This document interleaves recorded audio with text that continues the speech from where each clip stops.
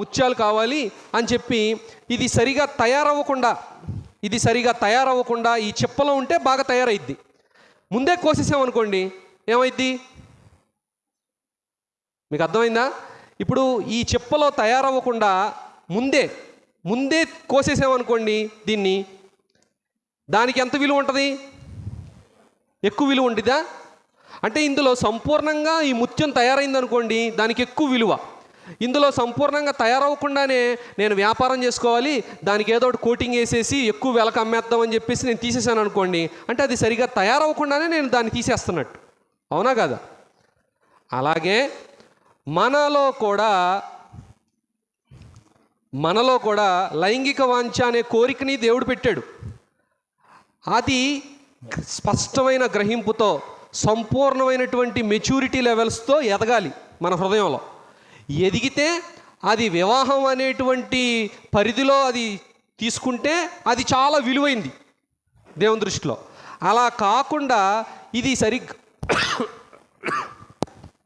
ఇప్పుడు వివాహ వయస్సు ఒక 25 సంవత్సరాలు 22 సంవత్సరాలు అనుకోండి, దానికంటే ముందే ఇప్పుడు 15 ఏళ్ళకో 17 ఏళ్ళకో 18 ఏళ్ళకో ఈ లైంగిక వాంఛను నేను వాడేసుకుంటా, ఈ కోరికని దేవుడు నాకు ఇచ్చిన కోరికని నేను వినియోగించేసుకుంటా అన్నాం అనుకోండి, అది బాగా తయారై వెలగా ఉన్న ముత్యంలాగా ఉండిద్దా?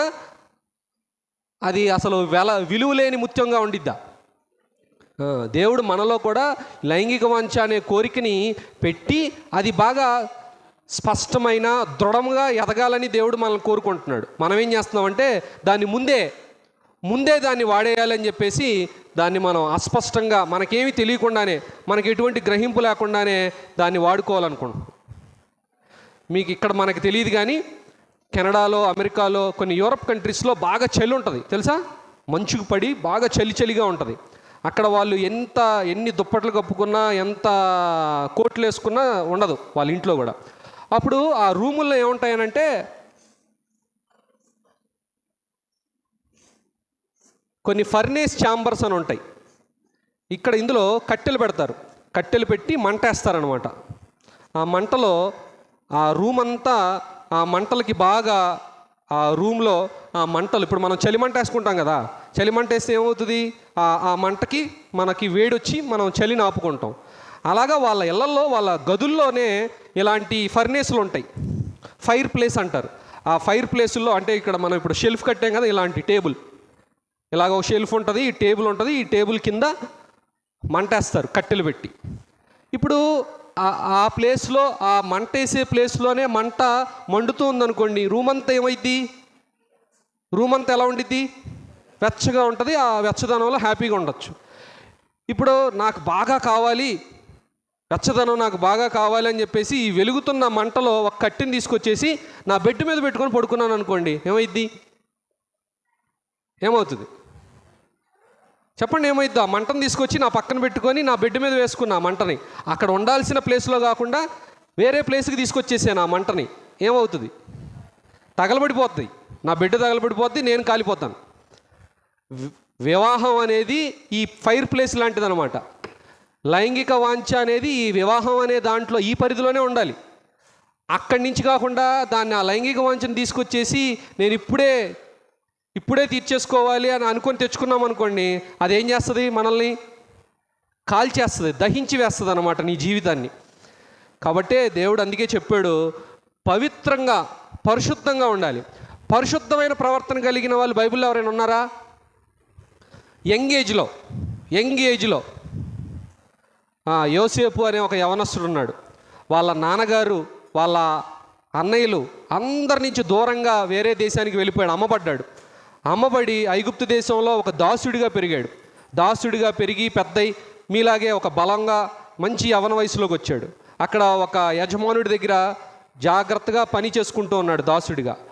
అక్కడ ఏమైందని అంటే అతన్ని చూసి ఆ యజమాని యొక్క భార్య అతన్ని ఆశించి మన ఇద్దరం కలిసి పాపం చేద్దాం, అపవిత్రమైన అక్రమమైన పని చేద్దాం, ఎవ్వరూ లేరు ఇక్కడ, మనం ఒంటరిగానే ఉన్నాం, మన ఇద్దరమే ఉన్నాం, మనం పాపం చేద్దాం, అక్రమం చేద్దాం అనింది. అప్పుడు యోసేపు ఏం చేశాడనంటే, నా దేవునికి విరోధంగా ఇంత గొప్ప పాపం నేను ఎలా చేస్తాను అని చెప్పి అక్కడి నుంచి దూరంగా పరిగెత్తుకుంటా పారిపోయి వెళ్ళిపోయాడు అనమాట బయటికి. పాపం చేశాడా? పరిశుద్ధంగా ఉన్నాడా? పాపం చేసే అవకాశం ఉందా? ఉంది. ఎందుకని ఎవరు లేరు అక్కడ. పాపం చేయొచ్చా? పాపం చేయొచ్చు. అందులో కోరింది ఎవరు? ఒక స్త్రీ కోరింది అతన్ని. పాపం చేయొచ్చు. కానీ అతను పాపం చేయకుండా తనను తాను పరిశుద్ధ ప్రవర్తన కలిగి దేవుడు పరిశుద్ధుడని తెలుసుకున్నాడు. తాను కూడా పరిశుద్ధంగా ఉండాలి అన్న విషయం అతనికి అర్థమైంది. కాబట్టి పాపం చేయకుండా అక్కడి నుంచి పారిపోయాడు.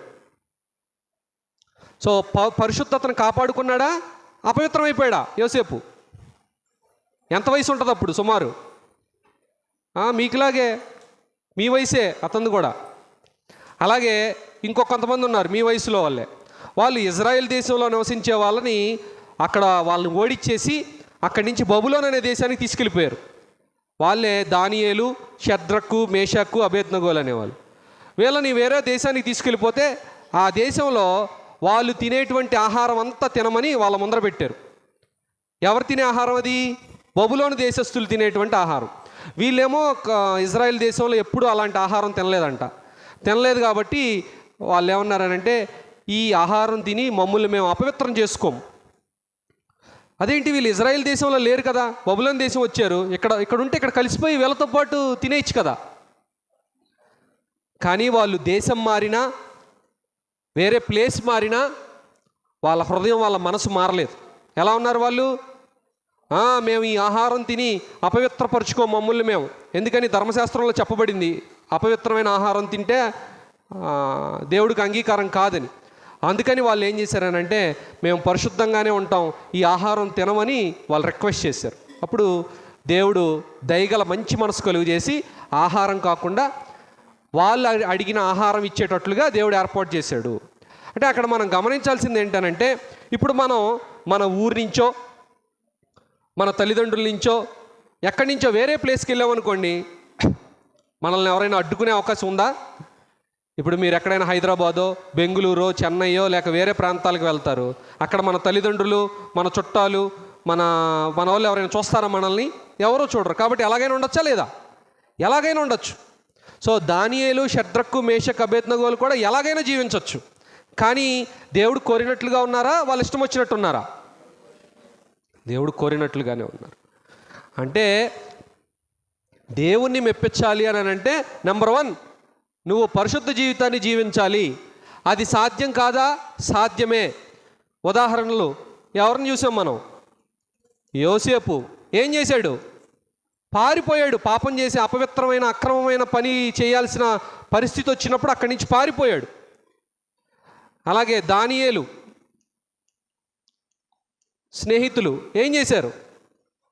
అపవిత్రమైన ఆహారం తిని వారు అపవిత్రం కాకుండా వారు తమను తాము వేరే దేశంలో ఉన్నా కూడా దేవుడు కోరినట్లుగానే ఉన్నారు. ఇప్పుడు మనం ప్లేసులు మారినా, ఇల్లు మారినా, ఫ్రెండ్స్ మారినా, వేరే చోట్లకి వెళ్ళిపోయినా మనం మారిపోతూ ఉంటాం. సో మనం ఏం చేయాలనంటే, పరిశుద్ధ జీవితం జీవించినప్పుడు మాత్రమే, మన జీవితంలో పరిశుద్ధత ఉన్నప్పుడు మాత్రమే దేవుడు మనల్ని అంగీకరిస్తాడు. లైంగిక వాంఛ అనే కోరికని దేవుడు మనలో పెట్టాడు. దాన్ని దేవుడు కోరినట్లుగానే చేయాలి తప్ప లోకంలో చెప్తున్నట్టుగా సాతాను ఏర్పాటు చేసినటువంటి మార్గాల ద్వారా మనకు వచ్చినటువంటి కోరికలు, ఆలోచనలు, మనం చూస్తున్న వింటున్న పద్ధతుల ద్వారా మనం వీటిని ఎన్నుకుంటే దేవుడు మన జీవితాన్ని ఎప్పుడూ అంగీకరించడు. మీకు ఒక్క ఉదాహరణ చెప్తాను. మీరు ఎవరైనా ఇంటికి వెళ్ళారనుకోండి, ఆ ఇంట్లో మీకు కాఫీయో, టీయో, పాలో ఏదన్నా ఆఫర్ చేశారు. సరే తాగుతామని అన్నారు. వాళ్ళు ఒక కప్పులో టీ తీసుకొచ్చో, కాఫీయో తీసుకొచ్చి దాన్ని వాళ్ళు ఎంగిల్ చేసేసి తాగండి అని మీకు ఇచ్చారనుకోండి, ఎలా ఉండిద్ది మీకు? ఎలా ఉండిద్ది మీకు? అర్థం కాలేదా ప్రశ్న? ఎంగిలి చేసేసి ఆ ఎంగిలి చేసేసినటువంటి కూల్ డ్రింకో, కాఫీయో, టీయో, పాలో మీకు ఇచ్చారు. ఎలా ఉండిద్ది మీకు? కోపం వస్తుంది. ఇంకా కోపం వచ్చేసి తాగేస్తారా? ఏం చేస్తారు? దాన్ని ముందు అసహ్యం వేసేస్తుంది మనకి. దాన్ని వెంటనే పడేస్తాం. చిచ్చి, ఎంగిల్ చేసి ఇచ్చో, నీకు మర్యాద ఉందా లేదా నీకు అసలు అంటావా లేదా? అవునా కాదా? అది కనీస మర్యాద కదా. ఇప్పుడు ఈ వయసులో గనక మన జీవితాన్ని వ్యర్థం చేసుకుంటే, లైంగిక వాంఛని అపవిత్రపరచుకుంటే, అక్రమమైనటువంటి మార్గాల్లో నీ ఫోనులో, నీ టీవీల్లోనో, నీ కంప్యూటర్స్లోనో, నీ హిస్టరీ, నీ టెక్స్టింగ్ హిస్టరీయో వాటిల్లో గనక నువ్వు అపవిత్రం అయిపోయి ఉంటే నీ జీవితము, నీ శరీరాన్ని నువ్వు ఎంగిలి చేసి దేవుని దగ్గరికి వెళ్తున్నావు. ఎంగిలి విస్తరాకులో మీరు ఎవరైనా భోజనం చేస్తారా? ఇప్పుడు మధ్యాహ్నం లంచ్ టైం అవుతుంది, ఎవరో తినేసి ఆ ఎంగిలి ప్లేట్ ఉంటుంది, ఆ ఎంగిలి ప్లేట్లోనే పట్టుకొని మళ్ళీ మీరు కూడా ఇదే ప్లేట్లో భోజనం చేయండి అని అంటా నేను. ఎలా ఉండిద్ది మీకు? అసలు తింటారా అలాగ భోజనం? అసలు మనకు ఒక మంచి ప్లేట్ ఇస్తేనే ముందు ఆ ప్లేట్ని, నేనైతే ఏం చేస్తానో తెలుసా, హోటల్కి వెళ్ళినా ఎక్కడికైనా వెళ్ళినా టిష్యూ పేపర్స్లో అయితే ముందు టిష్యూ పేపర్స్ తెప్పిస్తా. ఆ టిష్యూ పేపర్స్తో వాళ్ళు కడిగినా కూడా మళ్ళీ నేను కడుగుతా, కడిగి తుడుచుకొని అప్పుడు దాంట్లో భోజనం పెట్టమంటాను. అంటే మనం నీట్గా లేకపోతే మనం ఒప్పుకోం కదా, కొంచెం మరకలున్నా. మరి మన జీవితం అపవిత్రమైపోయినటువంటి మరకలుంటే, మన మనసు, మన హృదయాల్లో అపవిత్రత, కామాభిలాష, అక్రమమైనటువంటివి అన్నిటితో ముద్రించబడి ఉంటే అది దేవుడికి అంగీకారం అయిద్దా? దేవుడు కొరింథీయులకు రాసిన పత్రికలు ఏమన్నాడంటే, నీ శరీరం దేవునికి ఆలయం. దేవుడుండే ఆలయం ఏది? చర్చ్ బిల్డింగా, నీ హృదయమా? ఏది? నీ శరీరమా? నీ శరీరమే, నీ హృదయమే దేవుడు ఉండేటువంటి ఆలయం. అది ఎలా ఉండాలి? పరిశుద్ధంగా, పవిత్రంగా ఉండాలి. అలా కాకుండా గనక నువ్వు అపవిత్రం చేసుకుంటే నువ్వు నీ జీవితాన్ని, నువ్వు ఎలాగైతే ఎంగిలి ఆకులో, ఎంగిలి గ్లాసులో నువ్వు మంచినీళ్ళు కానీ, కూల్ డ్రింక్ కానీ, కాఫీ టీలు కానీ ఎంగిలి అయిపోయినటువంటి విస్తరాకులో ఎలాగైతే భోజనం చేయడానికి నీకు అసహ్యం వేస్తుందో, నిన్ను అంగీకరించడానికి దేవుడికి కూడా అసహ్యమే. ఇప్పుడు చెప్పండి, దేవుడు మనల్ని అసహించుకునే జీవితాలు మనకు ఉండాలా? దేవుడు మెచ్చుకునే జీవితాలు మనకు ఉండాలా? దేవుడు మెచ్చుకునే జీవితాలు నాకు ఉండాలి అనుకున్న వాళ్ళు చేతులు ఎత్తండి. చేతులు ఎత్తని వాళ్ళు దేవుడు అసహించుకున్నా పర్లేదా? దేవుడు మెచ్చుకునేటువంటి జీవితాలు కావాలి అని మీరు అందరూ కోరుకుంటున్నారు. అది కోరుకుంటున్నారు అయితే గనక దానికి దేవుడు చెప్తున్న కండిషన్, రూల్ ఏంటి అని అంటే, ఇగో నువ్వు పరిశుద్ధ జీవితం మాత్రం జీవించాలి, ఇక వేరే ఆప్షన్ లేదు, నో అదర్ ఆప్షన్. దేవుడి దగ్గర 4-5 ఆప్షన్లు ఉండవు, only one and only option, అదే పరిశుద్ధ జీవితం. అలా జీవించిన వాళ్ళని దేవుడు గొప్పగా ఆశీర్వదించాడు. యోసేపు పరిశుద్ధంగా జీవించడం వల్ల ఏమయ్యాడు? ప్రధానమంత్రి అయిపోయాడు. దానియేలు అతని స్నేహితులు పరిశుద్ధతను కాపాడుకోవటం వల్ల ఏమైపోయారు? ఆ దేశంలోనే గొప్పవారు అయిపోయారు. సో మీరు గొప్పవారు కావాలి అని అంటే, ఇగో అపవిత్రంగా సమాజం నేర్పిస్తున్నా లేక సాతాను నేర్పిస్తున్నటువంటి ఈ పద్ధతులతో వెళ్తే మీరు గొప్పవారు అవరు. దేవునికి, మీ తల్లిదండ్రులకి, మీ కుటుంబానికి, మీ స్థానిక సంఘానికి, అందరికీ అవమానం తీసుకొచ్చేవారు అయిపోతారు. అలా కాకుండా దేవునికి, మీ తల్లిదండ్రులకి, మీకు గొప్ప కలగాలంటే, మీరు గొప్పవారు కావాలి అని అంటే ఎలా జీవించాలి అని అంటే పరిశుద్ధంగా జీవించాలి. పరిశుద్ధతను నాశనం చేసే అతి భయంకరమైనటువంటి వస్తువు ఏదన్నా ఉందనంటే అది మన చేతిలో ఉన్న మొబైల్ ఫోన్. మన చేతిలో ఉన్నటువంటి ఫోన్, మనం చూస్తున్నటువంటి టీవీ స్క్రీన్స్, మనం చూస్తున్నటువంటి మూవీస్, మనం ఫ్రెండ్షిప్ చేస్తున్న మన ఫ్రెండ్స్, వీటితోనే మనం ఎక్కువ సమయం గడుపుతున్నాం. అవి అపవిత్రం అయిపోయి ఉన్నాయి, మనల్ని అపవిత్రం చేస్తుంది.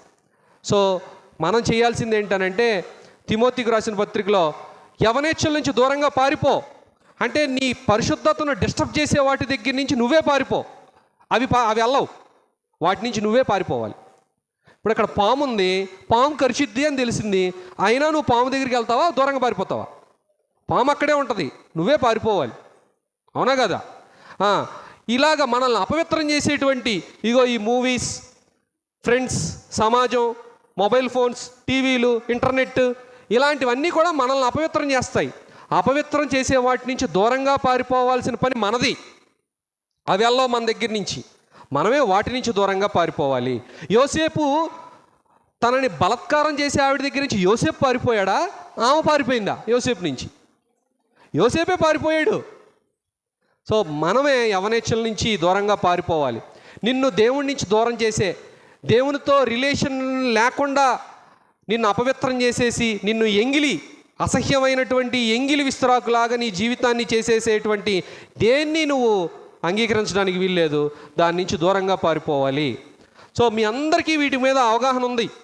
మనందరికీ కూడా ఫోన్లు ఉన్నాయి, టీవీలు ఉన్నాయి, ఇంటర్నెట్స్ ఉన్నాయి. మనం అందరం ఇన్స్టాగ్రామ్లు వాడుతున్నాం, ఫేస్బుక్లు వాడుతున్నారు, వాట్సాప్ వాడుతున్నారు. మొబైల్ డేటా లేకుండా మీ ఫోన్లో ఎవరిలోనూ మొబైల్ డేటా లేకుండా ఉండదు, అన్నీ చూస్తాం. ఇప్పుడు ఉదాహరణకి మీ ఫోన్లో నాకు ఇవ్వండి, మీ హిస్టరీ నేను ఒకసారి మీ ఇంటర్నెట్ హిస్టరీ చెక్ చేస్తానంట, ఇస్తారా? మీ మొబైల్ డేటాలో మీ హిస్టరీని చెక్ చేస్తాను అని అంట, ఇస్తారా మీరు? ధైర్యం ఉండదు మనకి. ఎందుకని? మన వాచింగ్ హిస్టరీ తెలిసిపోద్ది, మనం అపవిత్రంగా ఉన్నామా పరిశుద్ధంగా ఉన్నామా. మనం మాట్లాడే ఫ్రెండ్స్ తెలిసిపోతారు. కాబట్టి మనం పరిశుద్ధ జీవితం జీవిస్తే తప్ప దేవుడు మనల్ని అంగీకరించడు. బ్రేక్ తీసుకొని మరలా వచ్చి ఒక్క అరగంట ఇంకొక విషయం నేర్చుకొని వద్దాం. 5 minutes బ్రేక్ తీసుకుందాం. ఇప్పుడు రెండో పాయింట్ ఏం చెప్పుకున్నాం చెప్పండి. దేవుడు మనల్ని మెచ్చుకోవాలంటే, దేవుడిని ఇంప్రెస్ చేయాలనంటే దేవుడు ఏం కోరుకుంటున్నాడు, ఏం చేయాలంటున్నాడు? పాయింట్ నెంబర్ 1 ఏంటి మాట్లాడుకున్నాం? దేవుని భయం ఉండాలి. నెంబర్ 2 పరిశుద్ధ జీవితం ఉండాలి. నెంబర్ 3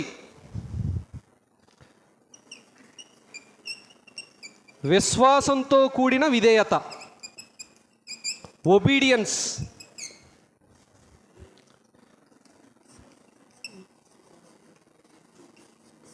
ఒబీడియన్స్ ఉండాలంటండి దేవుడిని మెచ్చుకోవాలంటే. దేవుడు మనల్ని మెచ్చుకోవాలంటే, దేవుడు మనల్ని అంగీకరించాలనంటే, ఆ చివరిది ఎవరైనా రఫ్ చేసేయండి వచ్చి లోపు.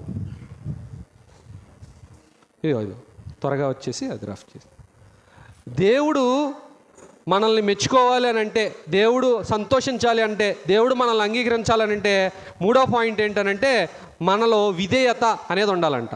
విధేయత అంటే ఏంటి చెప్పండి నాకు, త్వరగా చెప్పేయాలి. విధేయత అంటే ఏంటి?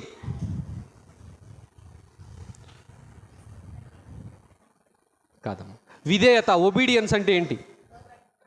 లోబట్టం, చెప్పిన పని చేయటం. లోబడుట సింపుల్గా అయితే చెప్పిన మాట వినుట. చెప్పిన మాట వినాలి, అది ఒబీడియన్స్ అంటే. చెప్పింది చెప్పినట్టు చేయాలి అంతే, అవునా కదా? చెప్పిన దానికన్నా ఎక్కువ చేస్తే, ఇప్పుడు చెప్పిన దానికన్నా ఎక్కువ చేస్తే దాన్ని ఎక్స్ట్రా అంటారు. చెప్పిన దాని ప్రకారం చేయలేదనుకోండి, దాన్ని డిసొబీడియన్స్. సో దేవుడు అంగీకరించాలనంటే నువ్వు చేయాల్సిన పని ఏంటనంటే నువ్వు విధేయత చూపాలి. ఎలా విధేయత చూపుతావు? విధేయత చూపాలనంటే విశ్వాసం ఉండాలి. ఇప్పుడు దేవుడు అంటే నాకు భక్తి ఉంది, దేవుడు అంటే నాకు నమ్మకం ఉంది అని చెప్పేసి దేవుడు చెప్పిన పనులు చేయట్లేదు అనుకోండి, అప్పుడు విధేయత అంటే ఏం లేదు, యాక్షన్స్లో చూపించటమే విధేయత. యాక్షన్లో ఉండాలి, మాటలతో కాదు. మాటల్లోనో మనసులోనో పెట్టుకొని బయటికి చూపించట్లేదు అనుకోండి, అది విధేయత కాదు. మీకు ఒక ఉదాహరణ చెప్పేస్తాను నేను. ఇప్పుడు అబ్రహాం అనే ఒక వ్యక్తి ఉన్నాడు, వాళ్ళ దేశంలో నివసిస్తూ ఉన్నాడు. దేవుడు ఏం చెప్పాడనంటే అబ్రహాము నువ్వు లేచి నేను చూపించే దేశానికి వెళ్ళాలి. ఇదిగో ఇక్కడ నీ అన్నదమ్ములని, నువ్వు నివసిస్తున్న ఈ ఇల్లుని, ఇక్కడ ఉన్నటువంటి ఈ పట్టణాన్ని, ఈ దేశాన్ని విడిచి నువ్వు వెళ్ళిపోవాలి ఇక్కడి నుంచి అన్నాడు. దేవుడు మాట చెప్పేశాడు. ఇప్పుడు ఏం చేశాడు అబ్రహాం ఏం చేశాడు? చెప్పిన మాట విన్నాడా వినలేదా? దాన్నే విశ్వాసంతో కూడిన విధేయత. మీకు ఒక విషయం చెప్పనా, అబ్రహాం ఎక్కడికి వెళ్ళాలో కూడా తెలియదు. ఇప్పుడు మీరున్నారు విజయవాడ, మా ఇంటికి నేను మిమ్మల్ని ఆహ్వానించా. విజయవాడలో మీరు రైల్వే స్టేషన్కి వచ్చి దిగండి, విజయవాడ రైల్వే స్టేషన్లో దిగి అక్కడి నుంచి మా ఇంటికి వచ్చేసేయండి అని చెప్పేసి వెళ్ళిపోయా నేను. మీరందరూ నన్ను ఏమడుగుతారు? విజయవాడ వచ్చేస్తే మా ఇంటికి వచ్చేసినట్టేనా? మరి ఏమడుగుతారు నన్ను? అడ్రస్ అడుగుతారు. అడ్రస్ అడిగేవాళ్ళు పాత వాళ్ళమ్మా, పాతకాలం వాళ్ళు అడ్రస్ అడిగేవాళ్ళు. ఇప్పుడున్న వాళ్ళు అయితే ఏమడుగుతారు? అదిగో చూసారా, ఆన్సర్ వచ్చింది. మీరు అడ్రస్ అడుగుతారు. మరి కొత్త జనరేషన్ వాళ్ళు లొకేషన్ పెట్టమంటారు. మొబైల్లో లొకేషన్ షేర్ చేయండి అంటారు. అడ్రస్ చెప్పక్కర్లా, లొకేషన్ ఆన్ చేసుకొని వచ్చేస్తారు మా ఇంటికి, అవునా కాదా? ఇప్పుడు అబ్రహాం కూడా దేవుడిని నేను ఎక్కడికి వెళ్ళాలో నాకు లొకేషన్ చెప్పు అన్నాడా? నేను ఎక్కడికి వెళ్ళాలో నాకు లొకేషన్ చెప్పు, నేను అక్కడికి వెళ్తాను అన్నాడా? ఎదురు ప్రశ్న వేసాడా? ఇలా దేవుడు వెళ్ళమన్నాడు, బయలుదేరిపోయి సామాన్ తీసుకొని వాళ్ళ ఆవిడ్ని తీసుకొని బయలుదేరి వెళ్ళిపోయాడు. ఎక్కడికి వెళ్ళాలో తెలియదు, ఎంత దూరం ప్రయాణం చేయాలో తెలియదు, ఏ ఊరు వెళ్ళాలో కూడా తెలియదు. ఇప్పుడు నేను ఉదయం విజయవాడలో బస్సు ఎక్కా, ఎక్కడికి రావాలో నాకు తెలిసే వచ్చానా? నేను పలానా మేదరమెట్ల అనే రావాలని బస్ టికెట్ తీసుకొని వచ్చా. మరి అబ్రహాము తన ప్రయాణం ప్రారంభించాడు, ఎక్కడికి వెళ్ళాలని ప్రయాణం చేశాడు? ఎక్కడికి వెళ్ళాలో తెలీదు, కానీ దేవుడు చెప్పాడు అంతే. అది విశ్వాసం అంటే, అది విధేయత అంటే. అంటే దేవుడు చెప్పిన పనిని వెంటనే చేసేయటం, వాయిదాలు వేయకుండా. ఇంకా దేవుడు ఏం చెప్పాడంటే, ఒకరోజు నీ సంతానం ద్వారా నేను నిన్ను గొప్పగా ఆశీర్వదిస్తాను, నీకు సంతానాన్ని ఇస్తాను అన్నాడు. 100 సంవత్సరాల టైంలో అబ్రహాముకి దేవుడు ఒక కుమారుణ్ణి అనుగ్రహించాడు. ఆ కుమారుడు పుట్టిన కొన్ని సంవత్సరాల్లో దేవుడు ఏం చేశాడనంటే, ఈ బిడ్డను తీసుకొచ్చి నేను చెప్పే కొండ మీదకి వెళ్ళి బలర్పిచ్చేసేయి, ఆ బిడ్డను చంపేసేయి అన్నాడు. ఎవరిని చంపమన్నాడు దేవుడు?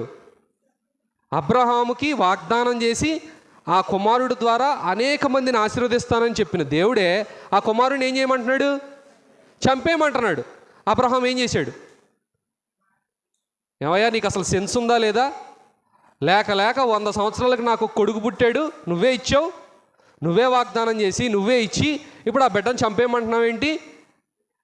బిడ్డను చంపుకునే అంత కఠినమైన వ్యక్తిని కాదు నేను అలాంటి పని చేయలేను.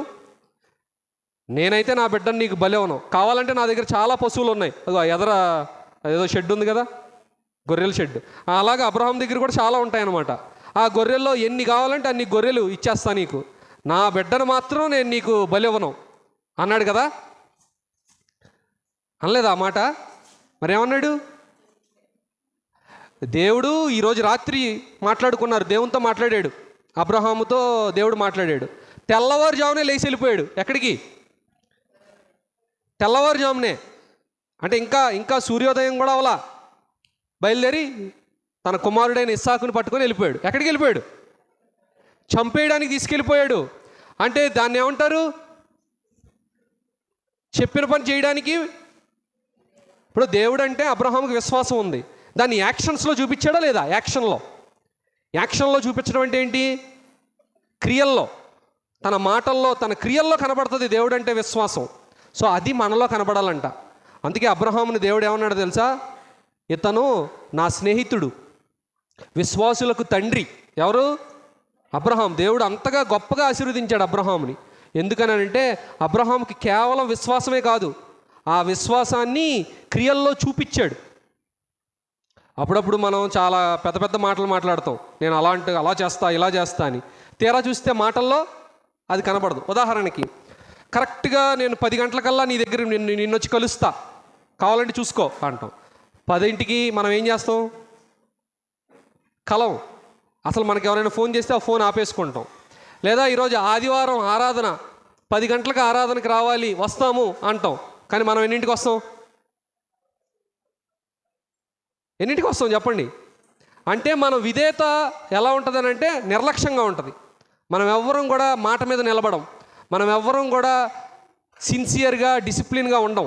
కానీ అబ్రహాం అలా కాదు, దేవుడు చెప్పిన పని చెప్పినట్టు చేయటం అంతే. ఇక అందులో రాజీ పడటం, కాంప్రమైజ్ అవ్వటం ఏమి ఉండదన్నమాట.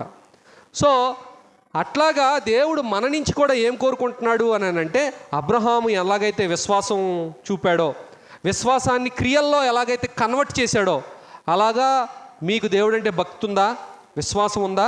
అయితే మీరు ఎందులో చూపించాలి? అది మీ విశ్వాసాన్ని ఎలా చూపించాలి?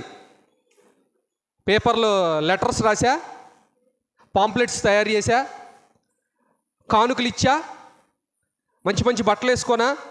ఎలా చూపిస్తారు? మరి దేని ద్వారా చూపించవచ్చు? ఒబీడియన్స్, విధేయత ద్వారా చూపించాలి. విధేయత రూపంలో మీరు దేవునికి చూపించాలి. ఇప్పుడు మీ ఇంట్లో వాళ్ళదో ఎవరిదో బర్త్డే వచ్చింది, ఏం చెప్తారు మీరు? బర్త్డేని వాళ్ళని విష్ చేయాలి. ఎలా చూపిస్తారు దాన్ని మీరు? వాళ్ళంటే మీకు ఇష్టం అండి, మీ అమ్మో, మీ నాన్నో, మీ ఫ్రెండో, మీ చెల్లో, అక్కో, మీకు ఇష్టమైన వ్యక్తి యొక్క బర్త్డే వచ్చింది, వాళ్ళంటే మీకు బాగా ఇష్టం. మీ ఇష్టాన్ని ఎలా ప్రదర్శిస్తారు? అంటే నాకు ఇష్టం అని మనసులో ఉంటే కనబడిపోయిద్దా? ఎలా చూపిస్తారు? క్రియల్లో చూపిస్తారా లేదా? అర్ధరాత్రి 12 గంటల వరకు ఉండి 12 గంటలకి ఫోన్ చేసో కలిసో విష్ చేసి వాళ్ళకి కొత్త బట్టలు కొనిచ్చి వాళ్ళకి కేక్ తీసుకొచ్చి వాళ్ళకి కావాల్సిన ఇష్టమైనవన్నీ కొనుక్కొచ్చి తెచ్చి ఇస్తాం. అంటే మన ఇష్టాన్ని ఎలా చూపించాం? క్రియల్లో చూపించావు నువ్వు. మరి దేవుడు అంటే విశ్వాసాన్ని కూడా ఎలా చూపించాలి? నాకు విశ్వాసం ఉంది అంటే సరిపోయిద్దా? మరి ఎలా క్రియల్లో చూపించాలి. అది దేవుడికి. అలా చూపిస్తే దేవుడు నిన్ను ఇష్టపడతాడు, నిన్ను మెచ్చుకుంటాడు. అబ్రహాముని దేవుడు మెచ్చుకున్నాడు. ఎందుకు మెచ్చుకున్నాడు అబ్రహాముని దేవుడు ఎందుకు మెచ్చుకున్నాడు? ఎందుకు ఆశీర్వదించాడు? ఎందుకు గొప్ప చేశాడు? అతను ఏం చేశాడంటే అతని యొక్క విశ్వాసాన్ని కనపరిచాడు క్రియల్లో. అలాగా ఇక్కడున్న మనం కూడా మన విశ్వాసాన్ని చూపించాలి, మన విశ్వాసాన్ని ప్రదర్శించాలి. అంతేగాని మన అందాన్ని, మన గొప్పతనాన్ని, మన టాలెంట్స్ని వాటిని చూపించడానికి మనం ఇష్టపడతాం. అవునా కదా? కొంతమంది కొత్త ఫోన్ కొన్నారనుకోండి, ఎవరు చూడాలని ఫోన్ పట్టుకొని తిరుగుతూ ఉంటారు. ఇప్పుడు నేను యాపిల్ ఫోన్ కొన్నాను, ఐఫోన్. ఇప్పుడు నేను ఐఫోన్ కొన్నానన్న విషయం నా ఫ్రెండ్సు, నా ఇంటి పక్కన వాళ్ళు, నా మొత్తం చూడాలి. ఇంకా దారుణం ఏముంటుందంటే స్టేటస్లో నేను ఏ కూర వండాను, ఏ భోజనం తింటున్నాను, ఏ హోటల్కి వెళ్ళి తింటున్నానో వెంటనే ఫోన్లో ఆడు తీసుకొచ్చిన చికెన్ ఫ్రైని ఇలా ఫోటో తీసేసి వెంటనే స్టేటస్లో పెట్టేస్తాం కదా. అంటే నేను తిన్న చికెన్ ఫ్రై, నేను తిన్న ఒక థమ్సప్ బాటిల్ని కూడా నేను స్టేటస్లో అందరూ చూడాలి దాన్ని. ఎందుకని? అది అందరూ చూసేసి నన్ను గొప్పగా, అబ్బా వీడు పలానా హోటల్కి వెళ్ళాడు, పలానా వాళ్ళతో ఎంజాయ్ చేస్తున్నాడు అని ఇప్పుడు నాకు కామెంట్ రావాలి, నాకు లైక్స్ రావాలి. అది మన స్వభావం, మన స్టాండర్డ్ అది. అంటే మనం అన్నీ చూపించాలని కోరుకుంటున్నాం. కానీ దేవుడు ఏం కోరుకుంటున్నాడు అంటే నీ విశ్వాసాన్ని ప్రదర్శించు, నీ గొప్పతనాన్ని కాదు. నీ గొప్పతనాన్ని అందరూ మెచ్చుకోవాలనో, అందరూ నువ్వేదో లగ్జరీగా జీవిస్తున్నావని అందరికీ తెలియాలని కాదు. నువ్వు చూపించాల్సింది నీ విశ్వాసం. అబ్రహాం చూపించాడు, మెచ్చుకున్నాడు దేవుడు. సో దేవుడు నిన్ను మెచ్చుకోవాలంటే నువ్వు చేయాల్సిన పని ఏంటనంటే నీ విశ్వాసాన్ని ప్రదర్శించు. ఎలా ప్రదర్శించగలవు? ఉదాహరణకి దేవుడు చెప్పిన పనులు చేయటమే విశ్వాసాన్ని యాక్షన్లో చూపించడం అంటే. ఇప్పుడు నీ తల్లిదండ్రుల్ని సన్మానించు, నీకు మేలు కలుగునట్లు, నీవు ఈ భూమి మీద దీర్ఘాయుష్మంతుడగునట్లు నీ తండ్రిని నీ తల్లిని సన్మానించవలెను. ఎవరు చెప్పిన ఆజ్ఞ ఇది? దేవుడు చెప్పిన ఆజ్ఞ. ఇప్పుడు నీ తల్లిదండ్రుల్ని, నీ లెక్చరర్స్ని, లేక నీ టీచర్స్ని, పెద్దల్ని నువ్వు గౌరవించలేదు, సన్మానించలేదు అనుకోండి, నువ్వు ఎవరిని అవమానించినట్టు? దేవుణ్ణి అవమానించినట్టు డైరెక్ట్గా. ఎందుకని? ఆ మాట చెప్పింది దేవుడు, నువ్వు కానీ దాన్ని చేయటం లేదు. కాబట్టి నీ యాక్షన్స్లో నీకు దేవుడు అని అంటే ఏం లేదు. నువ్వు తల్లిదండ్రుల్ని సన్మానిస్తున్నావా, పెద్దల్ని గౌరవిస్తున్నావా, నీ టీచర్స్ని నువ్వు రెస్పెక్ట్ చూపిస్తున్నావా, భయపడుతున్నావా, నీకు కనీసం దేవుడు అని అంటే విశ్వాసం ఉంది అని నువ్వు క్రియల్లో చూపిస్తున్నావు. అలా చూపించలేదా, నీకు దేవుడు అంటే విశ్వాసం లేదు. అలాగే నీ యవ్వన వయసులోనే నువ్వు నీ కాడిని మోయాలి. దేవుని సంకల్పం తెలుసుకొని, దేవుని గురించిన సత్యాన్ని తెలుసుకొని బాప్తిజం ద్వారా నువ్వు దేవునికి జన్మించాలి. ఇది దేవుని సంకల్పం. నువ్వు దేవుని బిడ్డగా మారాలి. ఇది దేవుడు చెప్పిన నియమం, దేవుడు చెప్పిన రూల్. ఇప్పుడు నాకు చాలా టైం ఉంది, నేను ఇప్పుడు బాప్తిజం తీసుకోను, నాకు ఇప్పుడు దేవుని సంకల్పం అవసరం లేదు, దేవుడు అవసరం లేదు అని నేను దేవుని సంకల్పాన్ని తృణీకరిస్తున్నాను. అంటే నేను ఎవరిని తృణీకరిస్తున్నట్టు? నేను బాప్తిజం తీసుకోకుండా, వాక్యం వినకుండా, రక్షణ పొందకుండా ఉన్నాను అని అంటే నాకు ఎవరంటే లేదు, దేవుడంటే విశ్వాసం లేదు. నేనేదో ఆదివారం ఆరాధనకు వచ్చి కూర్చున్నంత మాత్రాన, ఇదిగో ఇలా బైబిల్ క్లాసులకు వచ్చి కూర్చున్నంత మాత్రాన, కళ్ళు మూసుకొని చేతులు జోడించి ప్రార్థన చేసినంత మాత్రాన, పాటలు పాడినంత మాత్రాన, కానుకలు వేసినంత మాత్రాన నాకు విశ్వాసం ఉన్నట్టు కాదు. మరి ఎలాగా? దేవుడు చెప్పిన పనుల్ని నువ్వు నీ క్రియల్లో చూపించడమే విశ్వాసం.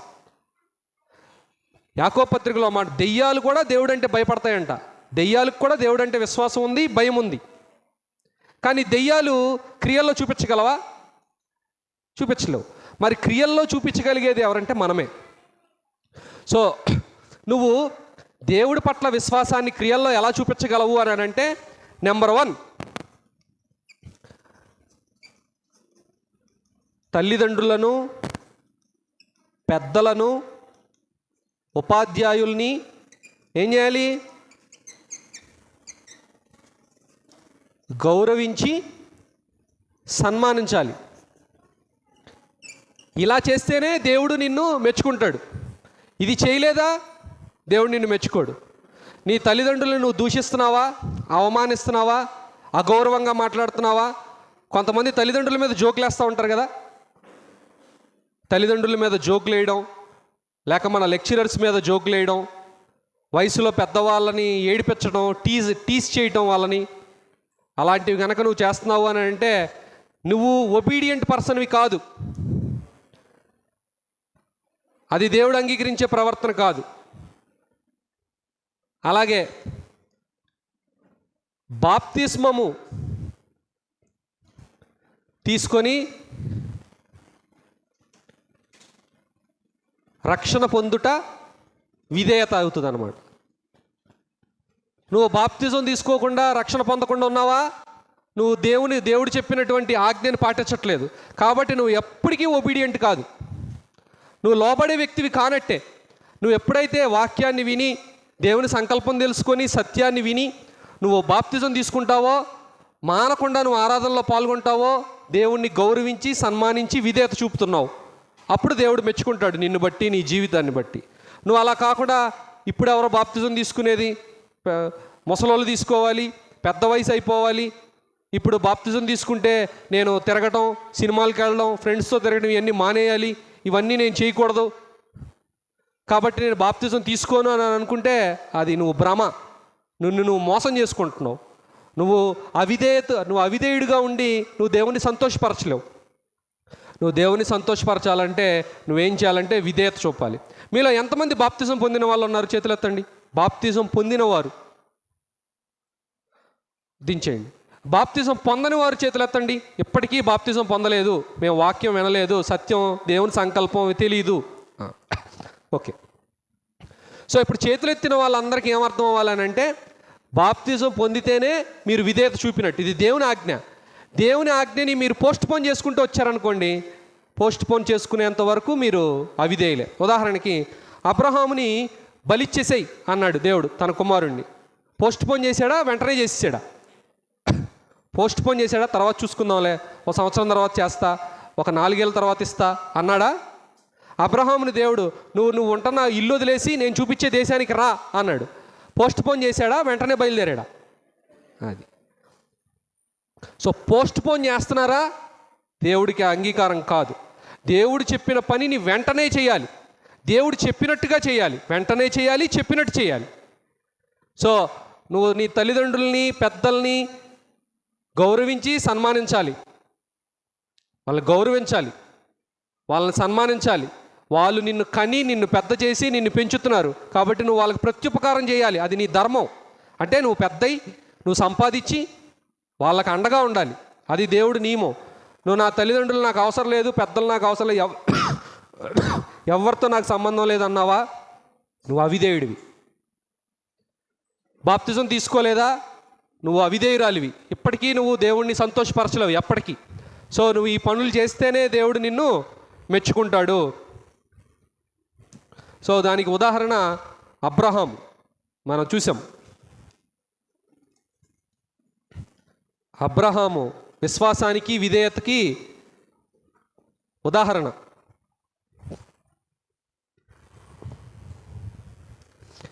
మనమేమో మీరు చెప్పండి, చాలామంది స్వేచ్ఛగా ఉండడానికి ఇష్టపడతామా, లోపడడానికి ఇష్టపడతామా? మనకి ఏదంటే ఎక్కువ ఇష్టం?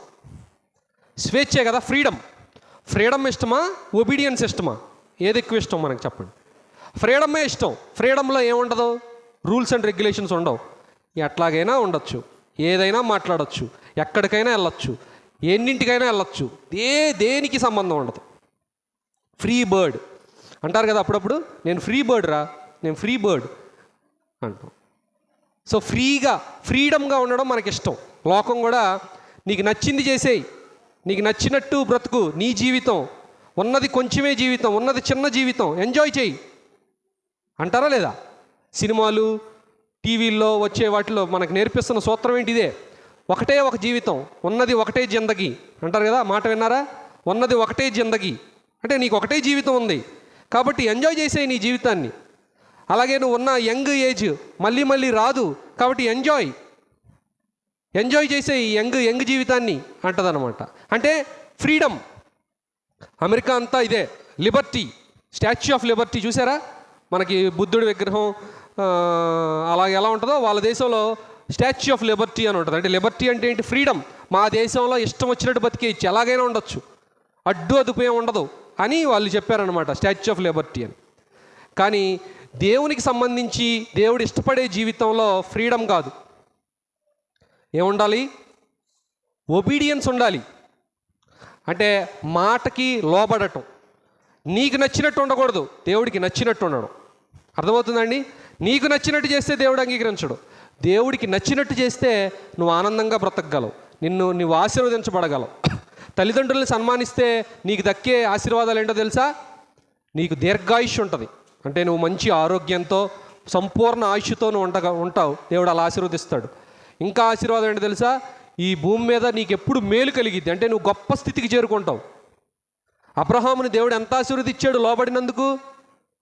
అబ్రహాము సంతానం అంతా విస్తరించింది, ప్రపంచం అంతా, ఆకాశ నక్షత్రాలంతా దేవుడు ఇచ్చేశాడు. ఒక్క సంతానం లేకుండా ఉన్న వాడికి ఒక కుమారుని ఇచ్చాడు. ఆ కుమారుడి ద్వారా కొన్ని కోట్ల లెక్కించలేనంత సంతానాన్ని దేవుడిచ్చి ఆశీర్వదించాడు అబ్రహాముని. అంటే దేవునికి లోబడటం వలన, విధేయత చూపడం వలన నీకు ఆశీర్వాదాలే తప్ప శాపాలు, నష్టాలు రావు. అర్థమవుతుందా? కాబట్టి దేవుడు చెప్పిన పనుల్ని పోస్ట్ పోన్ చేయొద్దు, తర్వాత చూసుకుందాంలే అని పోస్ట్ పోన్ చేయొద్దు. పోస్ట్ పోన్ చేస్తే దేవుడికా నష్టం, మనకే నష్టం. కాబట్టి ఎప్పుడు పోస్ట్ పోన్ చేయొద్దు దేవుని పనులు. లాస్ట్ విషయం, విధేయత చూపాలి, పరిశుద్ధ జీవితం జీవించాలి, దేవుడంటే భయం, గౌరవం ఉండాలి. 4వది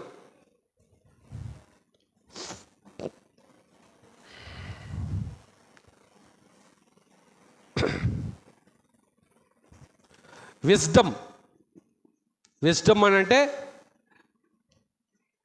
జ్ఞానము లేక బుద్ధి సంపాదించాలి. మీ తల్లిదండ్రులు, లోకం ఏమి సంపాదించాలని చెప్తారు మీకు? ఏమి సంపాదించాలని మీరు చదువుకుంటున్నారు? ఏమి సంపాదించడానికి ఉద్యోగాలు చేయాలి, ఏమి సంపాదించడానికి వ్యాపారాలు చేయాలి, ఏమి సంపాదించాలనుకుంటాం మనం? ఏంటిది? డబ్బు లేక పేరు ప్రఖ్యాతలు, ఇలాంటివి సంపాదించాలనుకుంటాం. కానీ దేవుడు దేంట్లో సంతోషిస్తాడు అని అంటే, నువ్వు జ్ఞానాన్ని, బుద్ధిని సంపాదించమంటున్నాడు. జ్ఞానాన్ని, బుద్ధిని వెతకాలంట. జ్ఞానాన్ని, బుద్ధిని వెతికితే దేవుడు, అది మనకి ఉపయోగం అంట. సామెతల గ్రంథం 1వ అధ్యాయం 7వ వచనంలో ఏముందనంటే, యెహోవా యందు భయభక్తులు కలిగి ఉండుటే తెలివికి మూలం.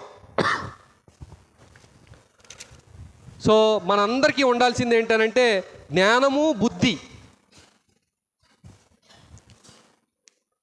జ్ఞానము లేక బుద్ధి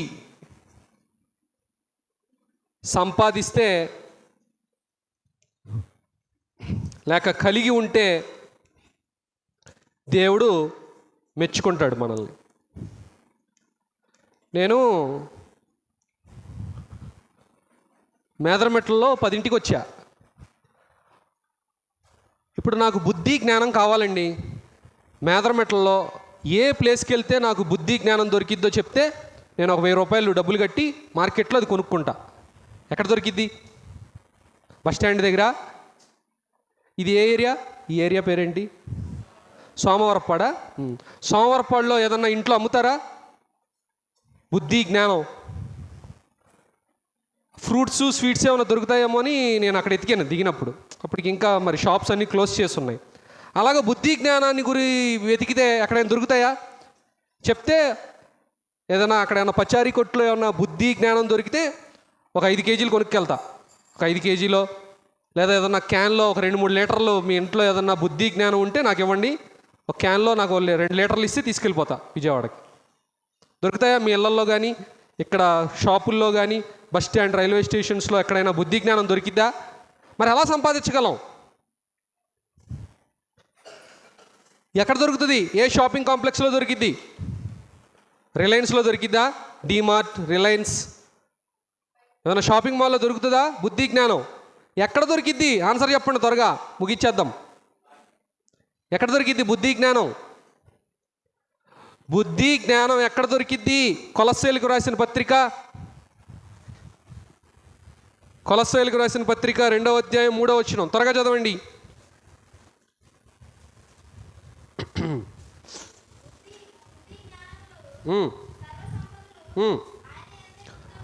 ఓహో, ఎక్కడ దొరికిద్దో చెప్పాడు ఇక్కడ. బుద్ధి జ్ఞానము సర్వసంపదలు నీ యందు గుప్తములై ఉన్నవి అంటే ఎక్కడున్నాయంట? బుద్ధి జ్ఞానము ఇవన్నీ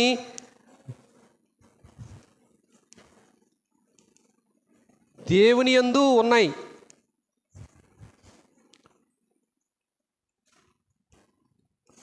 కొలస్సీలకు రాసిన పత్రికలో చెప్పాడు ఆ విషయం. బుద్ధి జ్ఞానము సర్వసంపదలు దేవుని యందు గుప్తములై ఉన్నాయి అంటే ఇప్పుడు దేవుడి దగ్గర ఉన్నాయంట బుద్ధి జ్ఞానం. మరి దేవుని కలుసుకొని సంపాదిద్దామా? దేవుడు ఎక్కడ ఉన్నాడు ఇప్పుడు? సరే, దేవుడి దగ్గర ఉందనే విషయం తెలిసిపోయింది. దేవుడు ఎక్కడ? దేవుడు అడ్రస్ ఏంది? నేను దేవుడిని కలవాలి, దేవుడి దగ్గర ఉంది, బుద్ధి జ్ఞానాలు దేవుడి దగ్గర ఉన్నాయి అన్న క్లారిటీ వచ్చేసింది నాకు. ఇప్పుడు నేను దేవుడి దగ్గరికి వెళ్ళి తీసుకోవాలి ఇప్పుడు దాన్ని, అంతేనా? ఇప్పుడు నాకు 1,00,000 రూపాయలు డబ్బులు కావాలి, నా స్నేహితుడి దగ్గర డబ్బులు ఉన్నాయనుకోండి, నేను నా స్నేహితుడి దగ్గరికి వెళ్ళి 1,00,000 రూపాయలు తీసేసుకుంటా. లేక నాకు ఇంకా డబ్బులు కావాలి, నా బ్యాంకులో ఉన్నాయి, నేను బ్యాంకుకి వెళ్ళి డ్రా చేసుకుంటే నా డబ్బులు నాకు వచ్చేస్తాయి. ఇప్పుడు నాకు బుద్ధి జ్ఞానాలు దేవుడి దగ్గర ఉన్నాయని తెలిసింది. ఇప్పుడు దేవుడి దగ్గరికి వెళ్తే బుద్ధి జ్ఞానాన్ని నేను డ్రా చేసుకోవచ్చు డబ్బుల్లాగా. ఎక్కడున్నాడు దేవుడు? ఎక్కడ? పరలోకానికి వెళ్ళిపోతామా? మరి పరలోకానికి ఏ ట్రైన్ ఉంది, ఏ బస్సు ఉంది? ఎలా? దేవుడు పరలోకంలో ఉన్నాడు. మరి దేవుడి దగ్గర ఉన్న బుద్ధి జ్ఞానం ఎక్కడి నుంచో సంపాదించగలను నేను? అది సంపాదించడానికే దేవుడు ఏం ఇచ్చాడు? అందుకే నేను మొదటి కీర్తన చదివిపించా.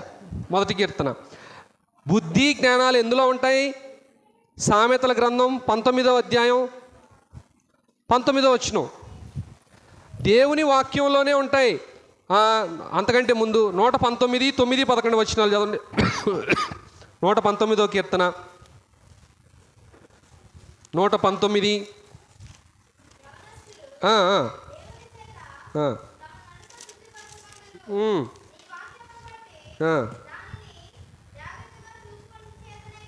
పదకొండవ వచనం కూడా.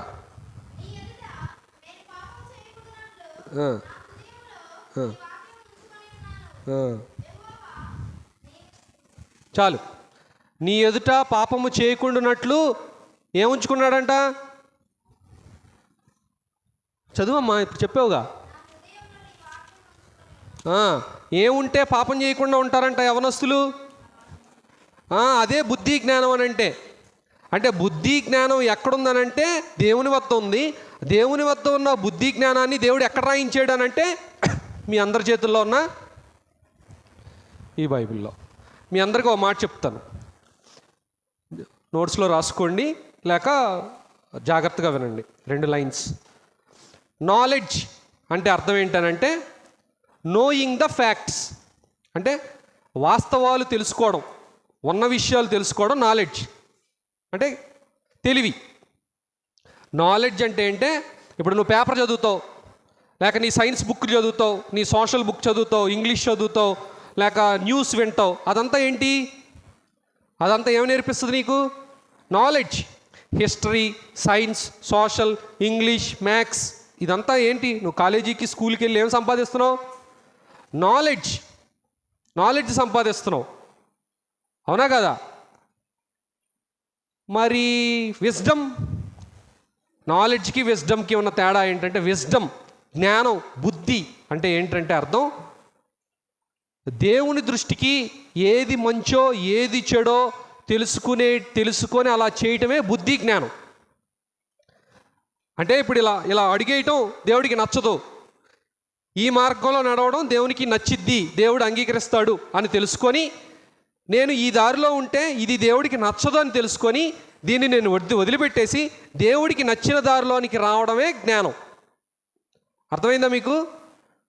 జ్ఞానము, బుద్ధి అంటే ఏంటనంటే దేవుడికి నచ్చిన పనులు చేయటమే బుద్ధి జ్ఞానం. బుద్ధి లేదా, జ్ఞానం లేదా అంటారు కదా కొంతమంది తిట్టేటప్పుడు. బుద్ధి జ్ఞానం కలిగిన వాళ్ళు ఏం చేస్తారనంటే దేవుడు కోరినట్లే జీవిస్తారు. అందుకే సామెతల గ్రంథంలో ఏమని చెప్పబడిందంటే, జ్ఞానవంతురాలైన స్త్రీ ఏం కట్టుకునిద్దంట? తన ఇల్లు కట్టుకుంటుంది. మూర్ఖురాలు ఏం చేస్తుందంటే తన ఇల్లును పడగట్టేసుకుంటుంది. బుద్ధి జ్ఞానం ఉంటే ఇల్లును కట్టుకునిద్ది. అలాగే మత్తయి సువార్తలో ఏం చెప్పబడిందంటే, ఈ నా మాటలు విని వాటి చొప్పున చేయు ప్రతివాడు బండ మీద తన ఇల్లు కట్టుకొనిన బుద్ధిమంతుని పోలి ఉన్నాడు. ఈ నా మాటలు విని వాటి చొప్పున చేయని ప్రతివాడు ఇసుక మీద తన ఇల్లును కట్టుకొనిన బుద్ధిహీనుని పోలి ఉన్నాడు. అంటే దేవుడు చెప్పిన పనులు చేస్తే బుద్ధిమంతుడు. దేవుడు చెప్పిన పనులు చేయకుండా దాన్ని వాయిదా వేయటం, దాన్ని తృణీకరించడం, వాక్యాన్ని వ్యతిరేకించడం చేసేవాడిని, వినని వాడిని బుద్ధిహీనుడు. స్త్రీలనైతే మూఢురాలు ఆనందనమాట బైబిల్. కాబట్టే మనం ఏం చేయాలనంటే దివారాత్రములు ఆనందిస్తూ ఏం చేయాలి? వాక్యాన్ని వినాలి, వాక్యాన్ని ధ్యానించాలి, విని గ్రహించాలి అన్నమాట. మీలో ఎంతమంది రోజు వాక్యం చదివే వాళ్ళు ఉన్నారు? ప్రతిరోజు బైబిల్ చదివేవాళ్ళు. సరే, ఇప్పుడు ఇంకో ప్రశ్న. మీలో ఎంతమంది ప్రతిరోజు భోంచేసే వాళ్ళు ఉన్నారు?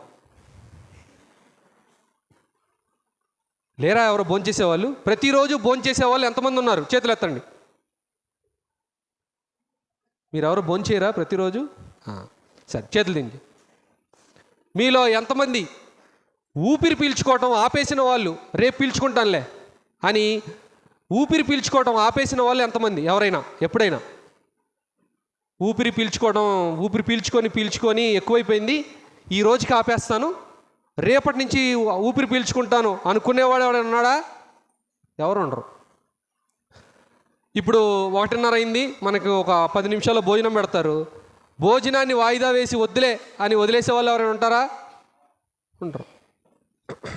అంటే మనం వేటిని వాయిదా వేయం. మరి వాక్యం చదవడాన్ని తృణీకరిస్తాం, వాయిదా వేస్తాం, లేక నిర్లక్ష్యం చేస్తాం. అంటే మనం ఏం చేస్తున్నాము? ఆత్మకి ఆహారాన్ని మనం ఇవ్వటం లేదు, శరీరానికి ఆహారాన్ని ఇస్తున్నాం. ఆత్మకి, మనసు, హృదయానికి. ఈ పరిశుద్ధమైన శుద్ధ హృదయం ఎప్పుడు వస్తుంది? వాక్యాన్ని లోపల పంపించినప్పుడు. వాక్యాన్ని మనసులోకి, హృదయంలోనికి పంపించకుండా నీ హృదయం శుద్ధి అయిపోయిద్దా? ఉదాహరణకి మీకు ఎవరికైనా జ్వరం, జలుబు, ఇంకా వేరే ఏదన్నా జబ్బులు ఉన్నాయి, ట్యాబ్లెట్స్ వేసుకోకుండా తగ్గుతాయా? డాక్టర్ దగ్గరికి వెళ్ళారు, డాక్టర్ మీకు ఏదో సిరప్లు, మెడిసిన్ ఇచ్చారు. ఎందుకు ఇస్తారు అవి? ట్యాబ్లెట్లు, సిరప్లు వేసుకుంటే ఏమవుతుంది? నీకున్న జబ్బు తగ్గిద్ది, లేకపోతే ఇంకా అది ఎక్కువైపోయిద్ది. ఇప్పుడు దేవుడు ఏం చెప్తున్నాడు? నీ హృదయంలో, నీ మనసులో ఉన్న చెడు పోవాలి, నీ హృదయం, నీ మనసు శుద్ధి అవ్వాలి, నీ జీవితాన్ని దేవుడు అంగీకరించాలి అని అంటే నువ్వేం తీసుకోవాలి? ప్రతిరోజు 3 పూట్ల ఎలాగైతే భోజనం తీసుకుంటావో 3 పూట్ల ఏం తీసుకోవాలి? వాక్యాన్ని తీసుకో. మంచినీళ్ళు తాగకుండా, భోజనం చేయకుండా ఉంటామా మనం? అలాగ నువ్వు ప్రతిరోజు వాక్యాన్ని ధ్యానించు. దివారాత్రముల ఆనందంతో వాక్యాన్ని ధ్యానిస్తేనే నీకేమొస్తుంది? బుద్ధి జ్ఞానం వస్తుంది. బుద్ధి జ్ఞానం వస్తేనే నువ్వు నీ జీవితంలో ఎదురయ్యే వాటిని నువ్వు అధిగమించగలవు. మీకు ఒక ఉదాహరణ చెప్తాను. యేసుక్రీస్తు ఈ భూమి మీద ఉన్నప్పుడు బాప్తిజం తీసుకున్నాడు. ఆయన్ని అరణ్యంలోనికి వెళ్ళాడు. ఆయన్ని శోధించడానికి ఒక వ్యక్తి వచ్చాడు. ఎవరు? సాతాను. 40 రోజులు ఉపవాసం ఉన్న తర్వాత సాతాను యేసుక్రీస్తుని శోధించాడు. అప్పుడు యేసుక్రీస్తు ఏం చేశాడు? శోధనలో పడిపోయాడా? మరేం చేశాడు? శోధనని ఎలా జయించాడు? దేంతో జయించాడు? కత్తితోనా? గన్నుతోనా? మరి దేంతో జయించాడు? వాక్యంతో. అంటే యేసుక్రీస్తు మనసులో, హృదయంలో ఏముంది? వాక్యం ఉంది కాబట్టి వాక్యంతో జయించగలిగాడు. అప్పుడు సాతాను ఉన్నాడా? పారిపోయాడు. సో కాబట్టి మన జీవితంలో మనం దేన్నైనా, ఏ నిర్ణయం తీసుకోవాలన్నా, ఏ పని చేయాలన్నా, ఎవరితో ఎలా మాట్లాడాలన్నా, మన జీవితంలో కీలకమైన ముఖ్యమైన నిర్ణయాలు తీసుకోవాలన్నా మనకి బుద్ధి జ్ఞానం ఉండాలి. ఆ బుద్ధి జ్ఞానం రావాలి అని అంటే, అలాగే మనకు ఎదురయ్యే శోధనలు, శ్రమలు, ఇబ్బందులు వాటన్నిటినీ మనం జయించాలనంటే మన హృదయాన్ని దేంతో నింపుకుంటే సాధ్యమవుతుంది అవన్నీ జయించగలం? వాక్యాన్ని. కాబట్టి వాక్యాన్ని మనం ప్రతిరోజు ధ్యానించకపోతే మనం ఎవ్వరం కూడా దేవుని మెప్పించలేం. సో దేవుని మెప్పించాలా, నువ్వు ప్రతిరోజు కూడా బుద్ధి జ్ఞానం కలిగి ఉంటేనే అది సాధ్యం అవుతుంది. బుద్ధి జ్ఞానం ఎలా సంపాదించుకుంటావు? ₹1,00,000 పెట్టి కొనుక్కోగలవా? ₹1,00,000 పెట్టి కొనుక్కోగలవా? లేక మీ నాన్నగారికి మీ అమ్మగారికి బుద్ధి జ్ఞానం ఉంది, వాళ్ళ అమ్మాయివి వాళ్ళ అబ్బాయివి కాబట్టి వాళ్ళ బుద్ధి వాళ్ళ జ్ఞానం నీకు వచ్చేసిద్దా? రాదు. నువ్వే సంపాదించుకోవాలి. ఖర్చు లేకుండా ఉచితంగా సంపాదించవచ్చు. నేను ఇంకొక విషయం చెప్తున్నాను. 5వ విషయం, దాసుని స్వభావం ధరించాలి. దేవుణ్ణి మెప్పించాలంటే దాసుని స్వభావం అంటే తగ్గింపు ప్రవర్తన నీలో ఉండాలి. మీరు చెప్పండి, ఇప్పుడున్న యవనస్తుల్లో ఎవరికైనా 5 మినిట్స్లో క్లోజ్ చేసేస్తాం. తగ్గింపు ప్రవర్తన యవనస్తుల్లో ఉండిద్దా? గొడవలు పెట్టుకోవటం, కోపం, ఆవేశం, తొందరపాటుతనం, అగ్రెసివ్గా రెబల్గా ఉండడాన్ని ఇష్టపడతారా? తగ్గించుకోవడాన్ని ఇష్టపడతారా? లోకంలో గట్టిగా అరిచి గొడవలు పెట్టుకునే వాళ్ళని హీరో అంటారా? కొట్టించుకునే వాళ్ళని హీరో అంటారా? కొట్టేవాడు హీరోనా? కొట్టించుకునేవాడు హీరోనా? మీరు చెప్పండి. సినిమాల్లో, సీరియల్స్లో అన్నిటిలో కొట్టేవాడు హీరోనా? కొట్టించుకునేవాడు హీరోనా? కొట్టేవాడేనా? ఓకే. యేసుక్రీస్తు కొట్టాడా? కొట్టించుకున్నాడా? యేసుక్రీస్తు ఫైటింగ్లు చేసి కొట్టాడా? కొట్టించుకున్నాడా? మరి యేసుక్రీస్తు హీరోనా కదా? అంటే లోకానికి దేవుని ఆలోచనకి లోకంలో ఉండే ఆలోచనలకి చాలా తేడా ఉంటుంది. లోకం ఏం చెప్పిందనంటే, ఇప్పుడు మనం స్కూల్లో ఉన్నాం, మనల్ని ఎవరో ఒకళ్ళు కొట్టారు, ఏడ్చుకుంటూ ఇంటికి వచ్చారు. మన ఇంట్లో మన అమ్మా నాన్న లేక మన బంధువులు, మన పక్కింటోళ్ళు, మన వాళ్ళు ఏం చెప్తారమ్మా నిన్నైతే? నీకు సిగ్గులేదా? నువ్వు కొట్టించుకొని ఏడ్చుకుంటా చేతకాని దానిలాగా వచ్చావు, నువ్వు కూడా 2 దెబ్బలు వేయచ్చు కదా అంటారా అనరా? చేతకాని దానిలాగా, చేతకాని వాళ్ళలాగా వచ్చేసావు, నువ్వు కూడా 2 దెబ్బలు వేసి రావాలిగా అంట. అది తగ్గింపా లేక పొగరపోతానవా? అలా ఉంటుందండి. అహంకారం, అది తగ్గింపు కాదు. సో మనం నేర్చుకోవాల్సింది ఏంటి అని అంటే, యేసుక్రీస్తు నేర్పించినది ఏంటి అని అంటే తగ్గింపు. యేసుక్రీస్తు పరలోకంలో దేవుని పక్కన కూర్చొని ఉన్నాడు. అలాంటి యేసుక్రీస్తు ఈ భూమి మీద మనుషులకి దాసుడిగా ఉండడానికి తనను తాను తగ్గించుకొని వచ్చేసాడంట. మీరందరూ రాసుకొని తర్వాత చదవండి. ఫిలిప్పీలకు రాసిన పత్రిక 2వ అధ్యాయంలో ఈ మాట ఉంటుంది. 2వ అధ్యాయంలో 1 నుంచి 10 వచనాలంతా ఇవే మాటలు ఉంటాయన్నమాట. సో యేసుక్రీస్తు యజమాని, అసలు దేనికి అందరికీ యజమాని, సృష్టికర్త, మనల్ని సృష్టించిన ఆయన, ఈ ప్రపంచం, ఈ విశ్వం అంతటికి యజమాని. అలాంటి వ్యక్తి యజమాని స్థాయిలో ఉండకుండా దేవదూతలందరూ పొగుడుతూ ఉండేటువంటి స్థాయిని వదిలిపెట్టేసి తనను తాను తగ్గించుకొని మనుషులకి కాళ్ళు కడిగి, మనుషుల చేత చెంపదెబ్బలు తిని, మనుషుల చేత ఉమ్మూయించుకొని, కొట్టించుకొని, గుద్దులు గుద్దించుకొని అంతగా తగ్గించుకొని వచ్చాడు. ఎందుకనంటే మనల్ని అందరినీ రక్షించడం కోసం. సో ఇప్పుడు దేవుడు యేసుక్రీస్తుని మెచ్చుకున్నాడా? మెచ్చుకోలేదా? ఇవన్నీ చేసినందుకు చేతకానివాడిలాగా ఉన్నావు, నువ్వు ఎంత శక్తిమంతుడివి, నోటి మాటతో సృష్టిని సృష్టించావు, అంత శక్తి ఉన్నవాడివి, ఆయన కొట్టలేవా అన్నాడా తండ్రి? అనలా. ఏమన్నాడు తెలుసా?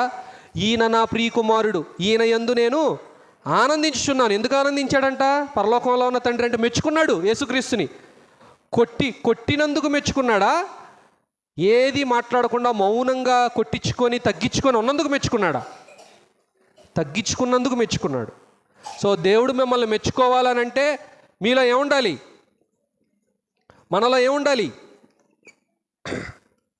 తగ్గింపు స్వభావం ఉండాలి. అందుకే యేసుక్రీస్తు తన శిష్యులకు ఒక మాట చెప్పాడు, మీలో ఎవడైనా గొప్పవాడై ఉండగోరిన ఎడల వాడు ఇతరులకు పరిచారకుడుగా, దాసుడిగా ఉండాలి, పరిచర్య చేసేవాడిగా ఉండాలి. అంతేగాని నిన్ను నువ్వు యజమానిగా గొప్పగా ఫీల్ అయిపోమాక. నువ్వెప్పుడూ కూడా దాసుడిగా ఉండడానికి ఇష్టపడు. ఇక్కడున్న మీరు ఈ వయసు నుంచే నేర్చుకోవాల్సింది ఏంటనంటే గర్వాన్ని, అగ్రెసివ్నెస్ని అలవాటు చేసుకోవద్దు. కొంతమంది నేను చూస్తూ ఉంటాను, కొంతమంది అవనస్తులు ముందు సీట్లలో కూర్చొని ఆరాధనలో కాలు మీద కాలు వేసుకుని వెళ్ళాలంటూ ఉంటారు. ఎప్పుడు అది చేయకూడదు. దాసుని స్వరూపం, దాసుని స్వభావం అంటే తగ్గించుకోవడం. ఇప్పుడు మనం పనిచేసే ఓనర్ మనల్ని అరిసాడు అనుకో, ఎవడరా నువ్వు అరుస్తున్నావు అంటావా? నోరు మూసుకొని ఉంటారా యజమాని దగ్గర? అలాగా నీ తల్లిదండ్రులు నిన్ను తిడుతున్నారా, నిన్ను అరుస్తున్నారా, నువ్వు చేసిన తప్పుని బట్టి నిన్ను హెచ్చరిస్తున్నారా, నువ్వు మౌనంగా ఉండు. మీ ఇంట్లో మీరు వాక్యం వినేటప్పుడు చర్చిలో సువార్థికుడు నిన్ను హెచ్చరిస్తూ ఉన్నారా, వాక్యం ద్వారా నువ్వు తగ్గించుకొని మౌనంగా ఉండు. ఎవరైనా అవసరంలో ఉన్నారా, మీ ఇంట్లోను కానీ చర్చిలో కానీ సంఘంలో ఉన్నటువంటి వారు ఎవరైనా అవసరతలో ఉన్నారా, నాకేం జరగలేదు కదా, నేనెందుకు వెళ్ళాలి అని గర్వంగా అతిశయంగా ఉండొద్దు. నీ అంతటి నువ్వే వెళ్ళి ఏం కావాలని హెల్ప్ చేయి. హెల్పింగ్ నేచర్ అలవాటు చేసుకో, సెల్ఫిష్నెస్ అలవాటు చేసుకోవద్దు. ఈ రోజుల్లో యవనస్తులు హెల్పింగ్ నేచర్ ఎక్కువ ఉందా, స్వార్థం ఎక్కువ ఉండిద్దా? బద్ధకం ఎక్కువ ఉందా, పని చేయడానికి ఇష్టపడే వాళ్ళు ఎక్కువ మంది ఉంటారా? లేజీనెస్ ఉంది. లేజీనెస్ అంటే బద్ధకం, లేజీనెస్, రెక్లెస్నెస్ అంటే నిర్లక్ష్యం, సెల్ఫిష్నెస్ అంటే స్వార్థం. ఇవి ఉన్నాయి, అవునా కాదా? మీరు చెప్పండి. నాకెందుకు, నాకేంటి అనేదాన్ని సెల్ఫిష్నెస్. రెక్లెస్నెస్, నేనెందుకు చేయాలి, వాళ్ళు చేసుకుంటారు, నాకేంటి అనేది నిర్లక్ష్యం. అవి ఉండకూడదు. మరేముండాలి? హ్యూమిలిటీ, తగ్గింపు, వినయం. యేసుక్రీస్తు వినయమైన మనస్సు ధరించుకొని వచ్చాడు ఈ భూమి మీదకి. సో యేసుక్రీస్తుని అంగీకరించిన దేవుడు నీ విషయంలో, నా విషయంలో కూడా ఆనందించాలి అని అంటే నీలో ఏముండాలనంటే వినయమైన,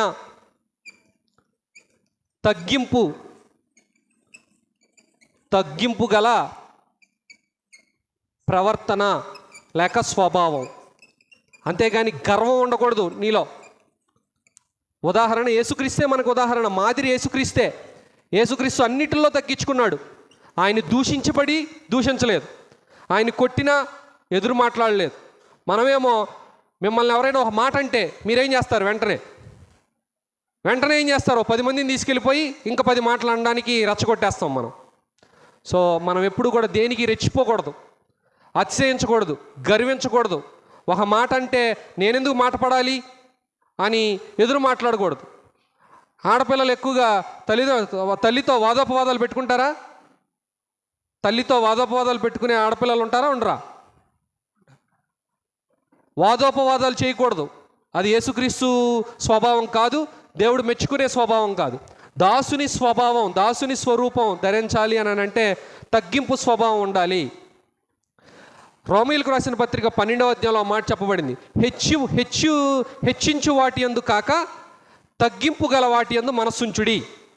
అంటే మనల్ని మనం హెచ్చించుకునే వాటిపైన మన మనసు ఉండకూడదు. ఉదాహరణకి నాకు మంచి బట్టలు కావాలి, నాకు ఖరీదైన సెల్ ఫోన్స్ కావాలి, నాకు మంచి బ్రాండెడ్ చెప్పులు ఉండాలి, నాకు అది కావాలి ఇది కావాలని చెప్పేసి తల్లిదండ్రుల్ని పీడిచ్చేటువంటి యవనస్తులు చాలామంది ఉన్నారు. నేను ఫలానా కాలేజీలోనే చదవాలి, వాళ్ళు అక్కడ చదువుతున్నారు, ఇక్కడ చదువుతున్నారు, నాకు ఫీజులు కట్టండి, అది చేయండి ఇది చేయండి అని పెద్దవి కోరే వాళ్ళు ఉన్నారు. సో లగ్జరీని కోరుకునేటం ప్రస్తుతం ఉన్న జనరేషన్లో ఉన్న యవనస్తులకి అలవాటైపోయింది. సో నువ్వు గర్వించే, అతిశయించేటువంటి దేన్ని కోరుకోవద్దు. అతిశయం గర్వం వచ్చేటువంటి ఎటువంటి లగ్జరీల్ని కోరుకోవద్దు. సామాన్యమైనటువంటి, తగ్గింపు కలిగినటువంటి సామాన్యమైనవి కోరుకో. సామాన్యమైన బట్టలు వేసుకో, సామాన్యంగా ఉండు. ఎవడో హీరో గడ్డం పెంచాడు, ఎవడో హీరో హెయిర్ స్టైల్ చేశాడని అలాంటి హెయిర్ స్టైల్స్, అలాంటి గడ్డం పెట్టి చేస్తే అందరూ నన్ను చూసేస్తారు, నన్ను మెచ్చుకుంటారు, నన్ను అంగీకరిస్తారు అనుకోమాక. అది భ్రమ, మోసం. సో తగ్గించుకునే వాటి మీద మనసు పెట్టు. గర్వం వచ్చేటువంటి, హెచ్చింపు కలిగినటువంటి వాటి మీద మనసు పెట్టమాక. అది శాశ్వతమైనవి కాదు. సో దేవుడు మెచ్చుకోవాలి అని అంటే ఒక బ్లూ ప్రింట్ అంటే లేక ఒక గైడ్ ఏంటి అని అంటే ఇదిగో ఇవన్నీ. కొరింథీయులకు రాసిన మొదటి పత్రిక 4వ అధ్యాయం 5వ వచనం చదివేయండి. ప్రార్థన చేసుకొని వెళ్ళిపోదాం. ఆ, ఆ, ఆ, ఆ, ఆ, ఉమ్, ఉమ్, ఉమ్, ఉమ్, ఉమ్, ఉమ్. ఓహో, ప్రతి వానికి తగిన మెప్పు ఎవరిస్తారు? యేసుక్రీస్తు. రేపు వచ్చేంత వరకు నువ్వు జాగ్రత్తగా ఉండు, జాగ్రత్తగా కాపాడుకొని ఈ జీవితాన్ని. మనుషులు మెప్పును కోరుకోమాక. యేసుక్రీస్తు అంటాడు పరిసయ్యులు, అద్వితీయ దేవుని వలన వచ్చు మెప్పును కోరక మనుషుల మెప్పును కోరుకుంటున్నారంట పరిసయ్యులు, శాస్త్రులు. సో నువ్వు మనుషుల మెప్పునో, లోకంలో ఉండే నీ ఫ్రెండ్సో, నీ గర్ల్ ఫ్రెండ్సో, లేక నీ బాయ్ ఫ్రెండ్సో, లేక ఇతరులో నీ టీచర్సో, ఎవరో మెచ్చుకోవాలని నువ్వు పనులు చేయమాక. నిన్ను ఎవరు చూడాలి, ఎవరు మెచ్చుకోవాలి? రహస్యమందు నీ తండ్రి నిన్ను చూసేలాగా నీ పనులు ఉండాలి. మనుషులు చూడాలని చేయమాక. కొంతమంది అందరూ నన్ను మెచ్చుకోవాలని గొప్పగా ప్రార్థన చేస్తారు, ఇతరులు చూసి మెచ్చుకోవాలని దాన ధర్మాలు చేస్తారు. ఇతరులు చూడాలని చెప్పి నాకు ఎప్పుడు ఫస్ట్ సీటే వేయండి, స్టేజ్ మీదే కూర్చోవాలి నేను, ఇంకే మూలా సీట్లు వేయొద్దు అని అనుకునే వాళ్ళు ఉన్నారు మన చుట్టూ. సో గొప్పల్ని పోవద్దు, గొప్పలు ఆశించొద్దు, మనుషులు చూసి మెచ్చుకోవాలని కోరద్దు. మిమ్మల్ని ఎవరు చూడాలి? దేవుడు చూడాలి. దేవుడు ఎప్పుడు చూస్తూనే ఉంటాడు. దేవుడు చూసి మిమ్మల్ని మెచ్చుకోవాలి అని అంటే ఇగో నీ ప్రవర్తన ఎలా ఉండాలి చెప్పండి. 5 మాటలు చెప్పండి. నెంబర్ 1, దేనిని బట్టి దేవుడు నిన్ను మెచ్చుకుంటాడు? ఏముండాలి దేవుడు మెచ్చుకోవాలంటే? నీకు దేవుని భయం, దేవుడు అంటే గౌరవం ఉండాలి. నెంబర్ 2, నెంబర్ 3, విశ్వాసంతో కూడిన విధేయత. ఈ రెండూ ఒకటే, ఒకటి లేకుండా ఇంకోటి లేదు. 4, బుద్ధి జ్ఞానము ఉంటేనే దేవుడు నిన్ను మెచ్చుకుంటాడు. ఈ బుద్ధి జ్ఞానం ఎలా వస్తుంది? దివారాత్రములు వాక్యాన్ని ధ్యానించాలి, వాక్యాన్ని వినాలి, సంఘంలోకి వచ్చి వాక్యం వినాలి. ఇప్పుడు ఈరోజు ఈ సెలవు రోజు మీరు వచ్చారు, మీరేం సంపాదించుకొని వెళ్తారు ఇక్కడి నుంచి? దేవుని జ్ఞానాన్ని సంపాదించుకొని వెళ్తున్నారు. డబ్బులు కట్టించుకొని మిమ్మల్ని లోపలికి తీసుకొచ్చారా జోసఫ్ గారు? ఏమన్నా మీరు డబ్బులు రిజిస్ట్రేషన్ చేయించుకొని ₹1000 రిజిస్ట్రేషన్ చేసుకొని వచ్చారు ఇక్కడికి? ఈ జ్ఞానం సంపాదించుకోవడానికి డబ్బులు కట్టారా? లేదు. అదే మీకు C++, జావా ఆ ప్రోగ్రామ్స్ నేర్చుకోవాలి, బయట కోచింగ్ సెంటర్కి వెళ్తే ఎంత కట్టాలి? ఏదన్నా కోర్సు నేర్చుకోవాలంటే ఎంత కట్టాలి? 5,000 ఎంతో కడితేనే కానీ మీకు ఏ కంప్యూటర్ కోర్సు నేర్పబడదు. మరి దైవ జ్ఞానం ఎలా నేర్పబడుతుంది? ఉచితముగా. ఇదిగో ఇలాంటి దేవుని ప్లేసుల్లో నేర్పబడతాయి, ఈ చర్చ్ బిల్డింగ్లో నేర్పబడిద్ది, జోసఫ్ గారు నేర్పిస్తారు. కాబట్టి ఈ దైవ జ్ఞానాన్ని సంపాదించుకోవడానికి మీరు ఎంతైనా చెల్లించి ఇక్కడికి రండి. సో అప్పుడు మీరు బుద్ధి జ్ఞానంతో మీ జీవిత పర్యంతం మీ జీవితాన్ని కట్టుకుంటారు, బండ మీద కట్టుకోగలరు మీ ఇల్లుని. 5వది, ఎవరైనా మిమ్మల్ని అరిస్తే మీరు కూడా గట్టిగా అరిసి వాళ్ళ మీద పోట్లాట్లకి వెళ్ళాలా, లేక తగ్గించుకొని వినయ స్వభావం ధరించుకోవాలా? అరిచే వాళ్ళు ఎక్కువ మంది ఉన్నారా, తగ్గించుకునే వాళ్ళు ఎక్కువ మంది ఉంటారా? మిమ్మల్ని ఒక ప్రశ్న, మగపిల్లలు ఎక్కువ అరుస్తారా, ఆడపిల్లలు ఎక్కువ అరుస్తారా? ఆడవాళ్ళ మగవాళ్ళ? ఎవరు పోటీ పెడితే ఎవరు గెలుస్తారు? అరవటం, కోపం, ఆవేశం, ఇవి ఆడవాళ్ళేనా? వీళ్ళు కనబడతారు, వాళ్ళు కనబడరు, అంతే. సో కాబట్టి అటువంటి స్వభావం మనలో ఉండకూడదు. సో దేవుడు మెచ్చుకోవాలి అని అంటే ఇగో ఇట్లాగా వీటిని మనం ప్రాక్టీస్ చేయాలి. అప్పుడు రేపు యేసుక్రీస్తు వచ్చంట ప్రతి వాడికి తగిన మెప్పు ఆయన వల్ల దొరికిద్ది, దేవుడు మెచ్చుకుంటాడు. సో కాబట్టి దేవుడు మెచ్చుకునేలాగా ఇక్కడున్న మీ అందరూ తయారవ్వాలని నేను మీ అందరినీ ప్రేమపూర్వకంగా వాక్యం ద్వారా మీ అందరికీ తెలియజేస్తూ ఉన్నాను. ఓపికతో, ఆసక్తితో ఇంతవరకు విన్నారు. వీటన్నిటి గురించి మరలా వెళ్ళి ఆలోచించి డిస్కస్ చేయండి. తెలియకపోతే జోసఫ్ అన్నయ్యని అడగండి, మీకు ఇంకా నేర్పిస్తారు. అంతసేపు ఓపికతో విన్నారు. మీ అందరికీ వందనాలు. నన్ను ఇక్కడికి ఆహ్వానించి ఈ పాఠాన్ని మీ అందరితో పంచుకోవడానికి నన్ను ఆహ్వానించిన జోసఫ్ గారికి, వారి కుటుంబానికి, స్థానిక సంఘానికి వందనాలు తెలియజేస్తూ ముగిస్తూ ఉన్నాను.